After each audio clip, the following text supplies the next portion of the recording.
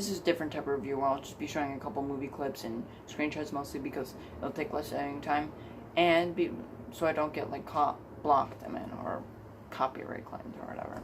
So either way, Bait 3D is a movie that I found that was in theaters, didn't do too well, and I didn't see in theaters, so that's why I didn't see the actual 3D part. But there weren't that many 3D shots, so it wasn't that bad. Well, they were a bit annoying, but still not that bad. And I found it on Tubi along with Tucker and Dale vs. Evil, so 2 in 1, I guess. They were both good, although Tucker and Dale vs. Evil was, much better. So, let's just get into this film before the intro becomes too long and then my viewers leave. So, the way the film starts with this hungover guy named Josh and this other guy named Rory who's mad at him for not proposing to his girlfriend. Wow, so interesting. Just kidding. It's like really boring. It's like just barely a part of this movie. It's in it for like 20 seconds. And then just gets immediately resolved like 50, 60 minutes in, but they don't talk about that much, so it's kind of pointless. So Josh drinks this weird thing that looks like some pee mixed with seaweed, which is like really weird and never explained. He's like, Rory's just like, hey, drink this. And then he's just like, once you get past the gag reflexes, it's actually not that bad. I don't even know what the hell it is, but I want to drink it. Josh talks to his girlfriend, Tina, I think, and while they make out, this guy gets dragged into water and killed. So, good job. I like to interview them, or I wonder, how do they achieve such a good work ethic? No, probably the best lifeguards ever. Just kidding. The other better lifeguard screams about how there's a shark on a microphone, and everyone screams, with Josh getting on this boat to try and save Rory, who's apparently also in the water. But he dies in a kind of comedic way, with some honestly mediocre effects, but they're honestly just there because, Bait 3D for the 3D part. But the scene in general is kind of well done, besides the shot after this with Rory's CGI body that's like limbless, I guess, or without any limbs, floating. But hey, at least there's the cool title card. Cut to 12 months later where Josh is still sad and goes to work where tons of foreshadowing about the freak tsunami occurs. Guys, I need you to know this. There is something bad that's gonna happen in this, but we already know that. Why do you have to foreshadow it like 2 or 3 times to show either the wolf or the seagulls or just the weird weather patterns or whatever? You don't need to show so many. You don't need to foreshadow it to us multiple times. We get it. Something bad's gonna happen. We see a lot of water in the poster. They have the grocery store and the sharks. We could guess, they're gonna be stuck in the grocery store after a tsunami happens or something like that. Or we could just read the plot synopsis.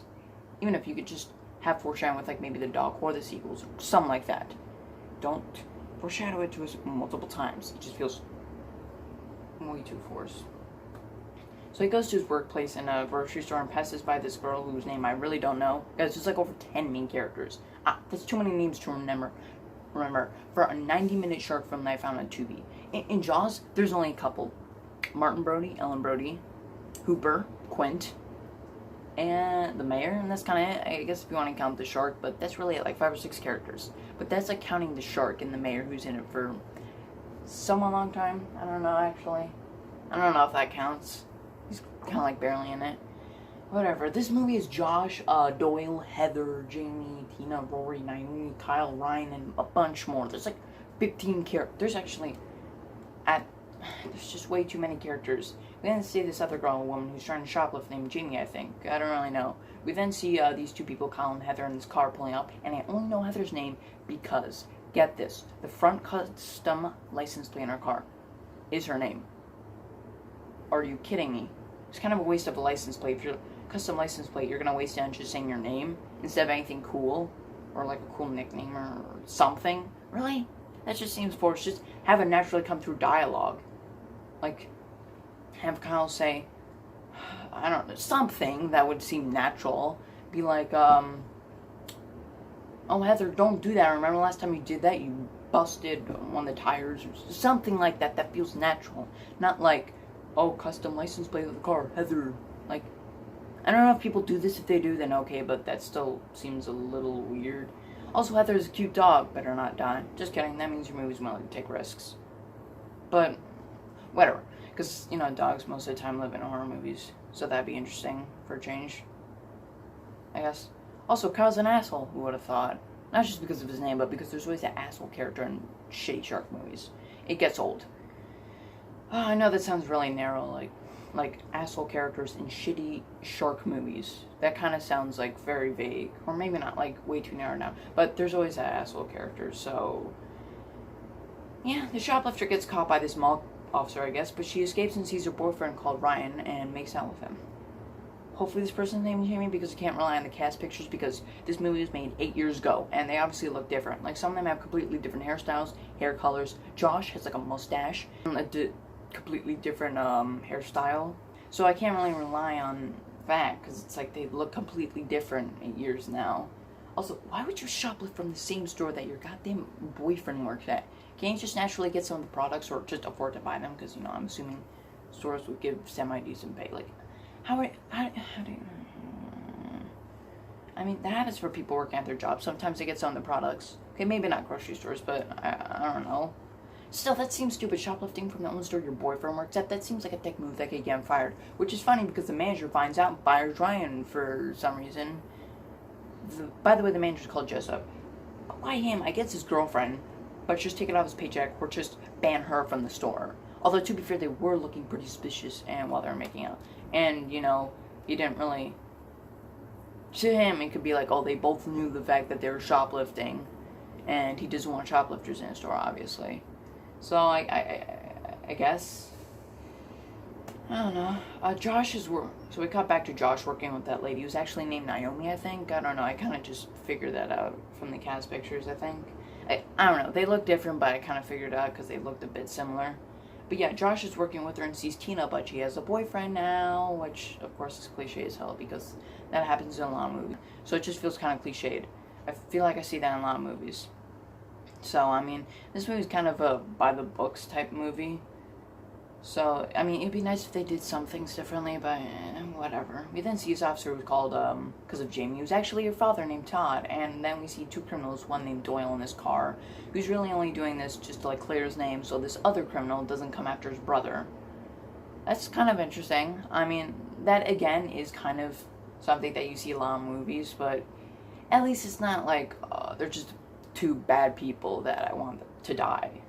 So at least it's better. Zola gets out and tries to rob the store, but the other criminal comes in and kills a woman, and everything just gets intense as he escalates it for literally no reason. As Freak Tsunami arrives and like kills a bunch of people, like 200-300 people, and leaves Ryan stuck in his car, this like shitty car, and Colin, Heather, and their dog stuck in their car, and the others on like a couple aisles, I guess, like the racks on top. So finally the plot's getting going, like 20-30 minutes into the movie, but that's not necessarily bad. I mean, Alien took like an hour for the alien to actually start killing. They wake up with Josh and the criminal dead floating in the water, and everyone's stuck on some aisles. Cut to Ryan, who gets out of his car and looks around before cutting back to upstairs, where Will Ferrell lives, worrying about the crackle not working, where Steve helps this guy named Kirby before going to his girlfriend Tina. Apparently Todd has been stabbed, but Josh takes that hunk of metal out, which I'm assuming hurts a lot, but it looks like it's in his knee, so might not be able to walk.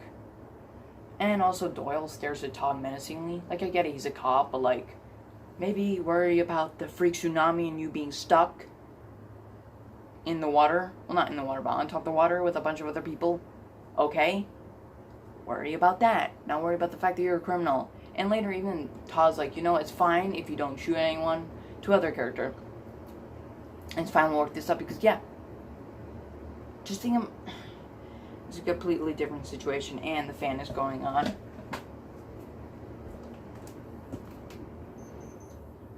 Jesus Christ.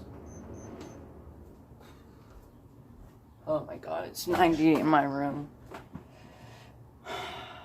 But yeah, also turns out there's this other dude who I think is named Collins. I think he's actually the mall officer. I don't know, they look similar. If not, I'm sorry I didn't memorize all 13 or 14 names for this movie. Apparently Jessup blames Doyle for this freak wave, which makes a lot of sense actually. Tons of criminals have Mother Nature's phone number and always make sure that a disaster happens or ask for a disaster that completely ruins the robbery and kill them. What are you talking about? How the hell is he responsible for this freak wave? That's just a random thing that happened to happen. Oh my god. How is this dude responsible for the wave? Answer is he's not. Tina goes to swim, which, have I mentioned she was in Your Next, which I haven't seen, I've only seen the kill count, but I've seen her scenes which are really badass and just worth the price of the movie, just alone. She goes into the water, and so does Stephen Collins, who of course gets killed because he's like the most disposable character and doesn't really do that much. And he was like, in the movie for like 5 seconds. Although his death is pretty good with like his head and like some of his body floating away with from like his detached arm in like a really cool shot. So it's very neat. Stevens and Tina get out of the water, you know, before Collins dies. And they finally realize that there's a shark in there too, around 40-50 minutes in. Cool. And people apparently complain about why this shark is like staying in the area even though it's trapped and like really confused on what to do. And there's a bunch of humans right next to it, so it's obviously gonna stay because food, and it's confused and doesn't really know where to go. And humans are constantly making noise, so it's attracted to it. Also, if you were trapped in a grocery store, you'd be scared and confused, right? Whatever. Cut back to Ryan, who searches around all the cars, and we see Kyle asking Heather to use her shoes to break the windshields, but she doesn't want to because they're Gucci. But Kyle admits they're not, which causes them to get into an argument, and Heather to open up the sunroof, which is like, you could have done that the entire time, but you didn't. You only did now? I thought you wanted to get out. What, are you staying for shits and giggles? What? Oh my god. That feels like such a contrived scene. Why was it necessary? Oh wait, the answer is it wasn't.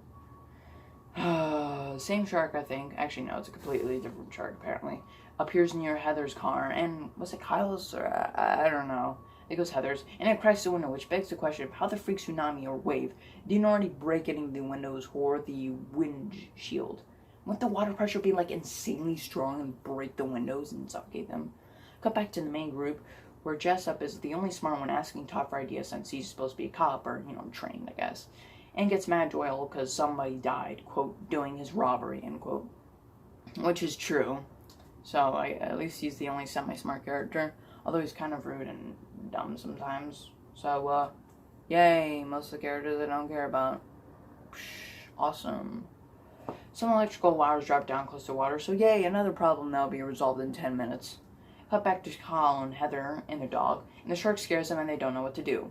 How about this? Go through the sunroof and grab some things and throw a couple of them so the shark is distracted by those. And then one of you swims to the other car, and then the other person does the same thing with maybe the dog hitching right on one of them. So you distract the shark, and then you go from car to car repeating that.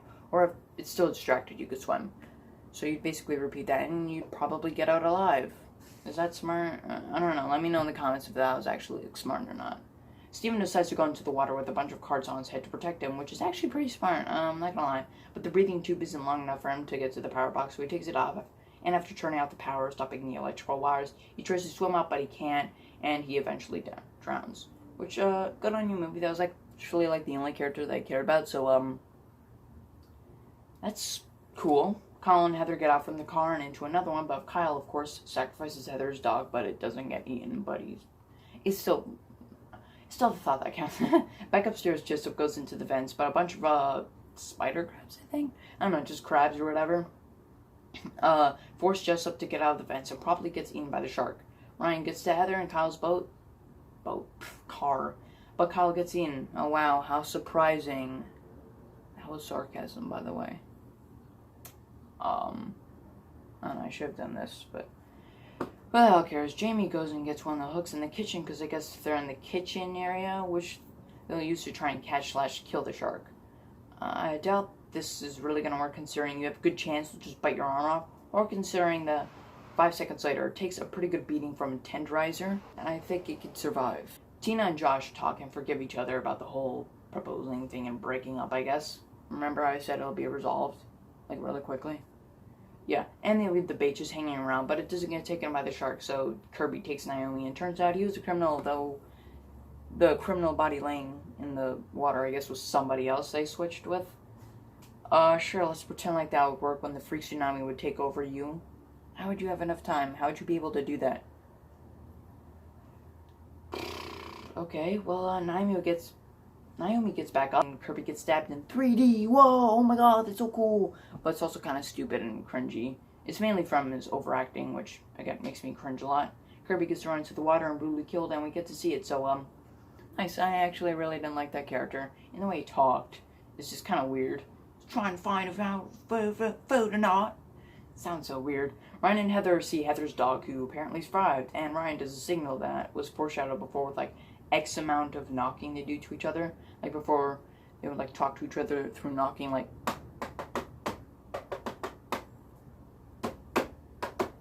something like that, you know, like a pattern kind of, which is kind of neat. Although a lot of movies, you know, bring up something in the beginning and then do it at the end. Jamie and Josh go to the car park where Ryan and Heather are, and her dog are, and Josh shoots the shark through the head in a pretty cool way, like underwater. So another good kill. Good on you, movie. Also, like I mentioned, because I wasn't sure, there were 2 sharks. Because I wasn't sure for like an hour of the film, but apparently there were, because I thought they were just moving from place to place. That one. The other shark is electrocuted to death and everyone escapes. So I guess the whole city is destroyed and on fire. I'm sorry, this is a tsunami. Not some shitty apocalypse movie. What do you... Did they forget it was a tsunami and think it was like a fire or something? Because, like a comet? Because there's like multiple fires. Even though, okay then.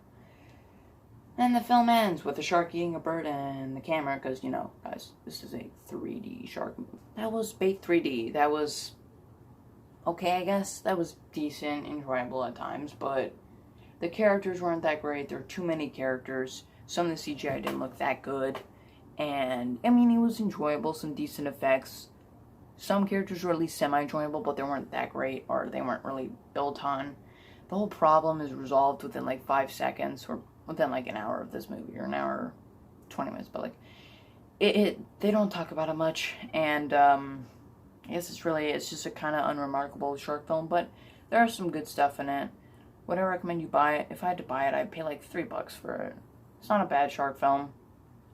Out of 10, 6 out of 10.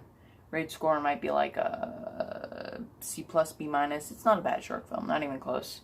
Next week is hopefully Deep Blue Sea 3, if that comes out July and not August. If not, I'll do Shark Attack, or 47 Years Down, which is equally bad, if not worse, than Shark Attack. Great. I hope you enjoyed that. I hope it was enjoyable. You know, I hope you liked it. It was entertaining. And stuff like that. I'll see you in the next video. Bye-bye.